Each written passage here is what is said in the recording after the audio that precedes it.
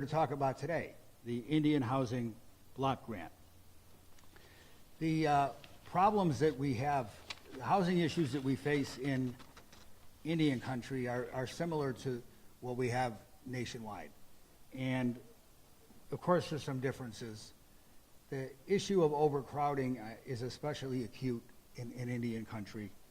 And that's why the Indian Housing Block Grant exists. We make, in this case, we made $151 million available nationally. And that was we were able to grant 41 awards.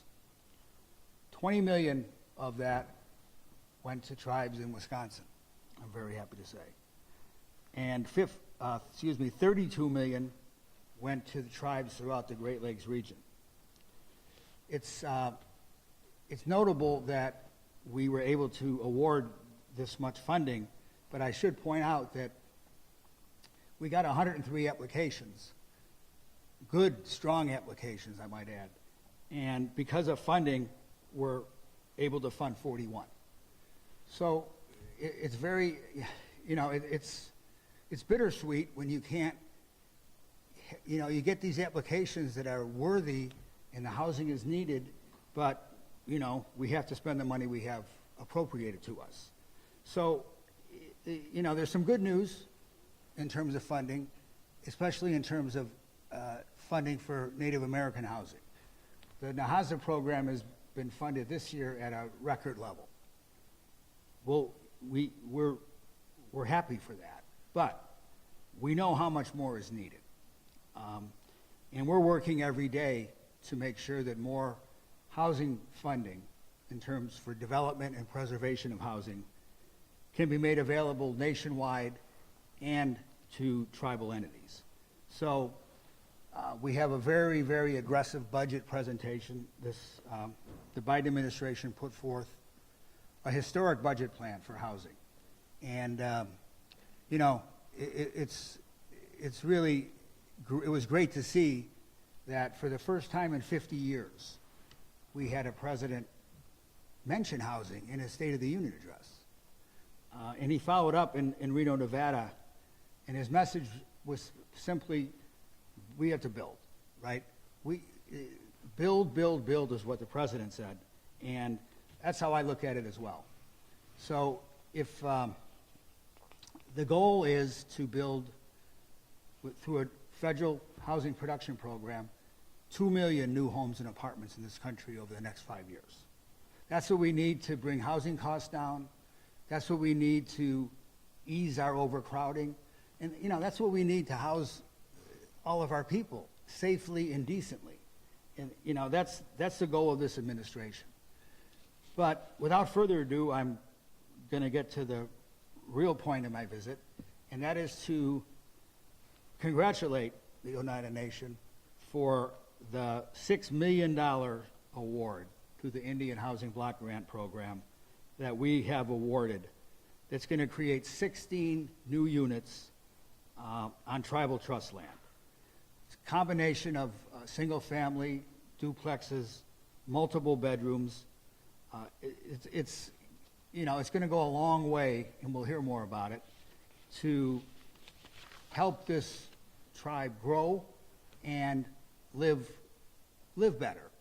We're in this great facility here, and I know how many kids use this facility. We just want to be able to provide more housing so more people can live here. So with that, I want to thank you, Mr. Chairman, for your hospitality and congratulate you on this great award. Thank you. You want to say a few words? Sure. Good afternoon, everyone. Welcome to Wisconsin and to the Oneida Reservation Deputy. I would like to introduce my government sitting up here with me, the Oneida Business Committee. We have Vice Chairman Brandon Yellowbird Stevens. We have Treasurer Larry Barton and Council Member Kirby Metoxen up here. The Oneida Nation is grateful for this contribution of $6 million to provide homes for our citizens. Oneida housing began in the early 1960s when HUD provided funds for low-income rentals in the area known as Site 1. This division was a combination of elder units, rental units, and home ownership units. HUD has provided homes here in Oneida for approximately 60 years, and this $6 million will help us continue to provide homes into the future. The mission of the Oneida Comprehensive Housing is to provide safe and affordable housing opportunities within the reservation boundaries for our enrolled Oneida members. I would also like to thank our team at Oneida Comprehensive Housing, Lisa Rauschenbach, our Division Director, Michelle Hill, the Residential Leasing and Realty Manager, Dana McGlester, Residential Finance Director, Scott Denny, the Residential Rental and Outreach Manager, and Greg Matson, our Residential Sales and Rehab Maintenance Manager. Our team has a dynamic tour planned to see the development of housing in our community. We would also you also see that we have managed to address the needs of our elders, single people, couples, and families in accordance to the individuals' needs. We have taken great care to consider our natural resources and environment when planning our housing divisions. The Oneida Nation takes great pride in working to achieve the quality of life in our community that reflects our vision of strong families and strong economy and protection of our environment. So again, thank you. Thank you, Mr. Chairman. And I would be remiss if as I was driving in, we did take the long way, but it was okay because I got to see a lot of this beautiful country, and I saw your wonderful Veterans Memorial. So this tribe here, and they've also got an award from the Department of Housing and Urban Development for the Veterans Supportive Housing Program. Congratulations on that as well.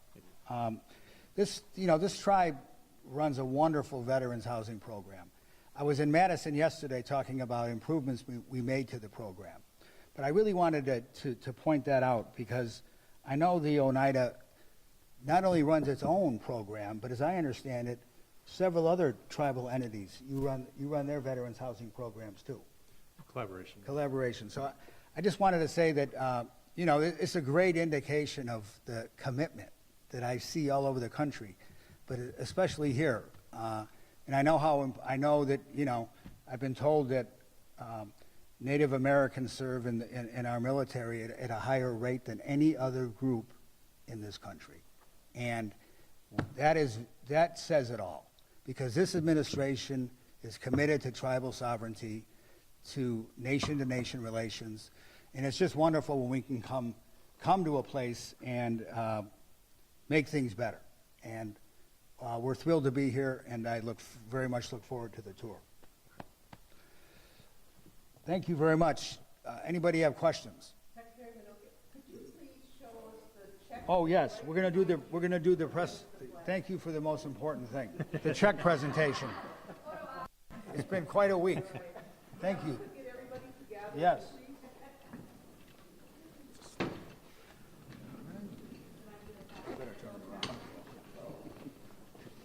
Here, let's get in here, everyone. Come on, Neil. Gina? So here's the grant list. Congratulations. It's an honor. It wasn't an easy grant to get.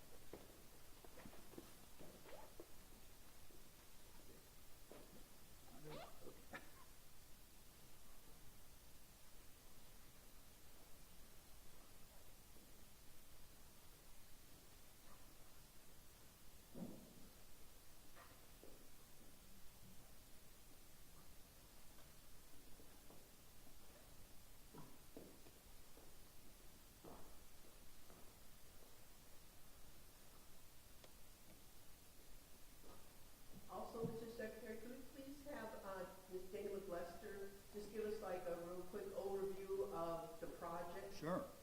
What type of Absolutely. housing? This project will construct 16 homes for low-income Oneida families in 4 mixed-income neighborhoods located in central Oneida. It'll consist of home ownership homes. It'll also consist of ADA-compliant rental units and regular rental units in a 4-plex for adult and adult couples. Thank you. When is budget starting? It is slated to begin in September.